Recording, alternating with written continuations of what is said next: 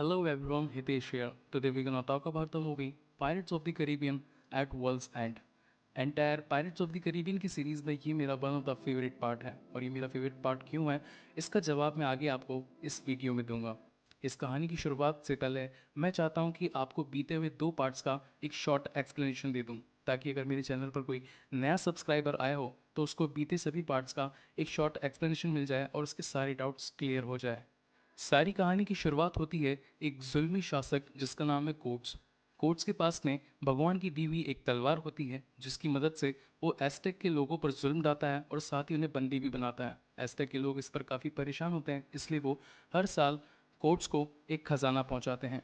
लेकिन कोट्स की नीयत खराब होती है। खजाना लेने के बाद भी वो एस्टेक के लोगों पर अपना जुल्म चालू रखता है और उन्हें बंदी बनाता रहता है। भगवान को इस पर काफ़ी गुस्सा आता है। इस वजह से भगवान उस खजाने पर एक श्राप लगा देते हैं। श्राप के तहत ये बताया जाता है कि जो भी इस खजाने को छुएगा वो श्रापित हो जाएगा। हालांकि वो अमर तो हो जाएगा लेकिन उसे किसी भी चीज़ का एहसास नहीं होगा, वो कोई भी चीज़ महसूस नहीं कर पाएगा। साथ ही चांदनी रात में वो भूत भी बन जाएगा। काफ़ी सालों के बाद इस खजाने का पता जैक स्पैरो और हेक्टर बारबोसा को लगता है। दोनों इस खजाने को चुराने के लिए मौत की पहाड़ी पर जाते हैं और इसे चुराने की कोशिश करते हैं। लेकिन इस खजाने की चकाचौंध को देखकर हेक्टर बारबोसा के मन में लालच आ जाता है और वो धोखाधड़ी से जैक स्पैरो को फंसाने की कोशिश करता है। वो जैक स्पैरो को एक वीरान से टापू पर फंसा देता है और साथ ही एक बंदूक और एक गोली के साथ में उसे मरने के लिए वहीं छोड़ देता है। चुराए गए खजाने को हेक्टर बारबोसा अपने सभी नावी जहाजियों में बांट देता है और अय्याशी करने के लिए उन्हें छोड़ देता है। तभी हमें पता चलता है कि जहाज पर एक आदमी होता है जिसका नाम होता है बूटस्ट्रैप। लोग उसे बिल टर्नर के नाम से भी बुलाते हैं। बूटस्ट्रैप को जब ये बात पता चलती है कि हेक्टर बारबोसा ने जैक स्पैरो के साथ धोखाधड़ी करी है तो वो उस खजाने में से एक सोने का सिक्का चुरा कर अपने बेटे को दे देता है ताकि वो खजाना कभी पूरा ना हो सके और वो श्राप कभी खत्म ना हो सके। थोड़े ही समय बाद जब उस खजाने को खत्म करने के बाद उन सभी नावी जहाजियों को लगता है कि हम श्रापित हो चुके हैं, हमें कुछ भी चीज़ का एहसास नहीं हो रहा, हम कोई भी चीज़ महसूस नहीं कर पा रहे, तो वो वापस से उस खजाने को जुटाने की कोशिश करते हैं। लेकिन तभी हेक्टर बारबोसा को पता चलता है कि उसमें से एक सोने का सिक्का बिल टर्नर ने अपने बेटे को दे दिया है और वहाँ से भगा दिया है। इस बात पर गुस्सा होकर वो बिल टर्नर को तोप के मुंह पर बांधकर उसे पानी के अंदर छोड़ देता है, क्योंकि अब बिल टर्नर भी एक तरीके से अमर होता है, इसलिए वो मर तो नहीं सकता लेकिन तोप के वजन के कष्ट की वजह से वो काफ़ी दुख सहता रहता है पानी के अंदर। इसलिए वो आखिर में तंग आकर मौत के सौदागर जिसका नाम होता है डेवी जोन्स उसके साथ में एक सौदा कर देता है। वो उससे कहता है कि तुम मेरी जान बचा लो और मुझे यहाँ से निकाल दो, इसके बदले में मैं ज़िंदगी भर तुम्हारे जहाज़ पर गुलामी करूँगा। मौत का सौदागर डेवी जोन्स जिसके पास में एक जहाज़ होता है जिसका नाम होता है फ्लाइंग डचमैन।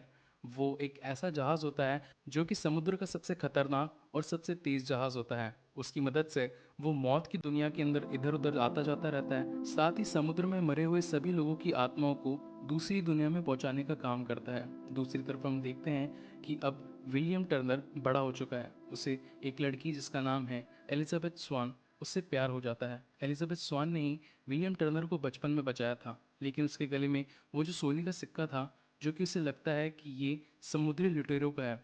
उसे लगता है कि अगर ये इसके गले में रहेगा तो मेरे पिता गवर्नर और जेम्स नॉरिंगटन इसके इस गले में देखकर उसे जान से मारने की कोशिश करेंगे। इसलिए एलिजाबेथ स्वान वो सिक्का अपने पास में रख लेती है और उसकी जान बचा लेती है। 8 साल बाद जब वो दोनों बड़े हो जाते हैं तो एक दिन गवर्नर अपनी बेटी की शादी की बात जेम्स नॉरिंगटन से करते हैं, क्योंकि उस दिन उसने एक टाइट ड्रेस पहनी होती है। इस वजह से वो सांस नहीं ले पाती और पानी में गिर जाती है। पानी में गिरते ही उस सिक्के को पानी का स्पर्श होता है और इस वजह से ब्लैक पर्ल जहाज फिर से एक्टिव हो जाता है। रात को ब्लैक पर्ल के सभी नावी जहाज़ी उस सिक्के को पाने की खोज में पोर्ट रॉयल शहर पर हमला कर देते हैं और जो सिक्का यानी कि अब एलिजाबेथ का है उसे अगवा कर कर उस ब्लैक पर्ल जहाज पर ले जाते हैं। काफ़ी चालाकी के साथ विलियम टर्नर जैक स्पैरो के साथ मिलकर मौत की पहाड़ी पर जाता है और एलिजाबेथ स्वान को बचाने की कोशिश करता है। वो उसमें सफल भी हो जाता है और साथ ही उसे वहाँ से छुड़ा कर ले जाता है। साथ ही वो अपने खून के स्पर्श की मदद से उस खजाने का श्राप भी खत्म करता है और जैक स्पैरो को उसका न्याय भी दिलवाता है। थोड़े ही दिनों बाद हम देखते हैं जैक स्पैरो वापस से अपने काम पर लग जाता है और जहाज़ों को लूटना चालू करता है। एक दिन उसे अपने जहाज़ में विलियम टर्नर मिलता है। विलियम टर्नर जैक स्पैरो से कहता है कि तुमने भी एक बार डेवी जोन्स से 13 साल की कप्तानी का एक सौदा किया था। अब 13 साल कंप्लीट हो चुके हैं और डेवी जोन्स तुम्हें पागलों की तरह ढूंढ रहा है। अगर तुम इससे बचना चाहते हो तो जल्दी से उस संदूक को ढूंढो जिसमें टीवी जोन्स का दिल पड़ा है। अगर तुम्हारे पास में टीवी जोन्स का दिल होगा तो तुम वो सभी काम करवा पाओगे जो तुम करवाना चाहते हो। इसलिए जैक स्पैरो विलियम टर्नर की मदद लेता है और उसे टीवी जोन्स के जहाज पर भेजता है ताकि वो उस संदूक का पता लगा सके। जब विलियम टर्नर डेवी जोन्स के जहाज पर पहुंचता है तो उसे पता चलता है कि उसके पिता यानी कि विलियम टर्नर भी वहां पर काफी सालों से गुलाम हैं और उसकी गुलामी का वजन ढो रहे हैं। तभी विलियम टर्नर ये डिसाइड करता है कि वो अपने पिता को डेवी जोन्स की गुलामी से रिहा करवाएंगे। विलियम टर्नर काफी चालाकी के साथ में डेवी जोन्स से उसकी चाबी चुराने में सफल हो जाता है और इला कूसा टापू पर जाकर उस संदूक में से उसका दिल निकाल लेता है ताकि वो अपने पिता को रिहा करवा सके। तभी जैक स्पैरो वो दिल छीनने की कोशिश करता है ताकि वो अपनी जिंदगी डेवी जोन्स से मांग सके। उसी वक्त जेम्स नॉरंगटन भी वहां पर आ जाता है और उन तीनों के बीच में उस दिल को लेकर लड़ाई चलने लगती है। इसी बीच में जेम्स नॉरिंगटन धोखाधड़ी कर कर उस दिल को वहां से भाग कर ले जाता है और जाकर कटलर बैकेट को दे देता है। कटलर बैकेट जो कि ईस्ट इंडिया कंपनी का हेड है और जो मसालों का व्यापारी है, वो ये चाहता है कि समुद्र से सभी लुटेरे साफ हो जाएं ताकि उसका व्यापार और अच्छा चलने लगे और वो पूरे समुद्र पर अपना शासन चला सके। यहाँ से कहानी की शुरुआत होती है Pirates of the Caribbean at World's End. जैसा कि अभी तक हमने देखा कि कटलर बैकेट के पास में डेवी जोन्स का दिल आ चुका है और वो सभी समुद्र के लुटेरों को मरवाना चाहता है जिनमें 9 सरदार शामिल है। वो चाहता है कि मेरे रास्ते से एक एक सरदार कम हो जाए ताकि मैं समुद्र पर अपना शासन कर सकूं। दूसरी तरफ हम देखते हैं अपना दिल चुराए जाने की वजह से डेवी जोन्स काफी गुस्सा होता है और वो समुद्र के एक राक्षस जिसका नाम है क्रैकन उसे जैक स्पैरो के पीछे छोड़ देता है। जैक स्पैरो के पीछे पड़ने की वजह से वो क्रैकन उसके पूरे जहाज ब्लैक पर्ल को तबाह कर देता है, साथ ही उस जैक स्पैरो को भी खा जाता है।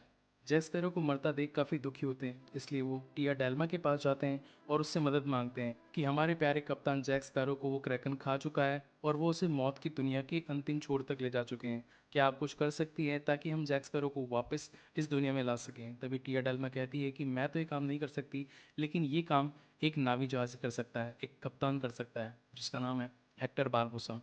टिया डेल्मा हेक्टर बारबोसा को जिंदा करती है और हेक्टर बारबोसा उस पूरी टीम को जैक स्पैरो से मिलवाने में जुट जाता है। हेक्टर बारबोसा पूरी टीम को दूसरे समुद्री लुटेरे जिसका नाम है साहू फैंग उनके पास लेकर जाता है और उससे कहता है कि क्या तुम मुझे अपना नक्शा दे सकते हो जिसमें दुनिया के अंतिम छोर तक का नक्शा बना हुआ है। हम उसकी मदद से जैक स्पैरो को वापस लाना चाहते हैं, साथ ही हमें एक जहाज़ की भी ज़रूरत है और साथ ही थोड़े नाविकों की भी। अगर तुम ये हमारी मदद कर दो तो हम जिंदगी भर तुम्हारा एहसान मानेंगे। इस पर साहू फैंग उन्हें अपना नक्शा, जहाज और कुछ नाविक दे देता है। थोड़े दिनों बाद टिया डेल्मा की मदद से हेक्टर बारबोसा मौत की दुनिया के अंतिम छोर तक पहुंचता है और जैक स्पैरो को बचाने में सफल भी हो जाता है। लेकिन तभी उन्हें ये पता चलता है कि मौत की दुनिया में आना तो काफ़ी आसान है, लेकिन वहाँ से जाना काफ़ी मुश्किल। काफ़ी दिन हो जाते हैं और वो समुद्र में घूमते ही रहते हैं। तभी जैक स्पैरो को पता चलता है नक्शे में लिखा होता है अपसाइड डाउन। जैक स्पैरो को ये पता चलता है कि सूरज ढल नहीं रहा, सूरज नीचे की ओर जा रहा है। इसलिए वो अपने ब्लैक पर्ल जहाज को पानी में नीचे डुबाने की कोशिश करता है ताकि वो मौत की दुनिया के दूसरे पार पहुंच सके। सभी इस कोशिश में लग जाते हैं और पूरे ब्लैक पर्ल जहाज को पलट देते हैं। इसी वजह से वो उस मौत की दुनिया से बाहर निकल पाते हैं। लेकिन बाहर निकलकर सभी को ये पता चलता है कि कटलर बैकेट डेवी जोन्स के साथ मिलकर समुद्र के सभी 9 सरदारों को मारने में लगा हुआ है। इसलिए 9 सरदार डिसाइड करते हैं कि वो एक जगह पर आकर मीटिंग करेंगे और आगे फ्यूचर में क्या करना है ये डिसाइड करेंगे। इसके बाद समुद्र के सभी 9 सरदार शिप्रेको नाम की एक जगह पर इकट्ठे होते हैं और ये डिसाइड करते हैं कि डेवी जोन्स को हराना इतना आसान नहीं है। इसके लिए हमें समुद्र की देवी कैलिप्सो की मदद लेनी पड़ेगी। कैलिप्सो समुद्र की वो देवी है जिसने डेवी जोन्स को बनाया है। डेवी जोन्स को एक श्राप है जिसमें ये बताया गया है कि डेवी जोन्स 10 साल तक ज़मीन पर नहीं आ सकता, साथ ही वो 10 साल में सिर्फ और सिर्फ एक बार ज़मीन पर आ सकता है जिसमें वो अपनी महबूबा से मिल सकता है और वो महबूबा और कोई नहीं होती, वो होती है टिया डेल्मा जो कि कैलिप्सो के रूप में इंसानी शरीर में कैद होती है। सभी 9 सरदार अपने अपने सिक्कों को जमा करके उन्हें जलाते हैं और उसकी भाप उस कैलिप्सो को सुंघाते हैं। इसकी वजह से कैलिप्सो अपने असली रूप में आ जाती है और डेवी जोन्स से लड़ने की बजाय वो वहाँ से रिहा होकर भाग जाती है। तभी सभी ये डिसाइड करते हैं कि अब हमारे पास और कोई सहारा नहीं है और अब हमें ही डेवी जोन्स से खुद लड़ना पड़ेगा। ब्लैक पर्ल जहाज आगे बढ़ता है फ्रैंक डचमैन जहाज से लड़ने के लिए। तभी हम देखते हैं कि दोनों ही जहाज़ों में एक काफ़ी शानदार भिड़ंत होती है। जहाज़ में लड़ते टाइम पानी में एक बवंडर सा आ जाता है और वो बवंडर पानी में दोनों जहाज़ों को घुमाने लगता है।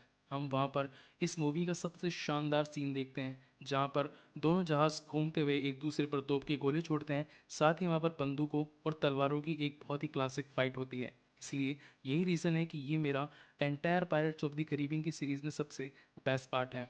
लड़ाई में हम देखते हैं कि विलियम टर्नर घायल हो चुका है और वो मरने ही वाला है। तभी एलिजाबेथ ये वादा करती है कि वो उसे मरने नहीं देगी। तब वहाँ पर जैक स्पैरो आता है और डेवी जोन्स का दिल संदूक से निकालकर विलियम टर्नर के हाथों चीर देता है। इससे ये होता है कि वहाँ पर डेवी जोन्स तो मर जाता है, लेकिन विलियम टर्नर को अपना दिल उस संदूक में रखना पड़ता है, क्योंकि अब विलियम टर्नर फ्लाइंग डचमैन जहाज़ का कप्तान होता है। तो वो जाकर कटलर बैकेट के जहाज़ और उनके सभी साथियों पर हमला कर देता है। इस हमले से वो ये जंग जीत जाते हैं और समुद्र पर वापस से शांति कायम कर देते हैं। तभी हमें ये भी पता चलता है कि इस श्राप के तहत विलियम टर्नर अब सिर्फ 10 सालों में एक बार धरती पर आ सकता है और अपनी महबूबा यानी कि एलिजाबेथ स्वान से मिल सकता है।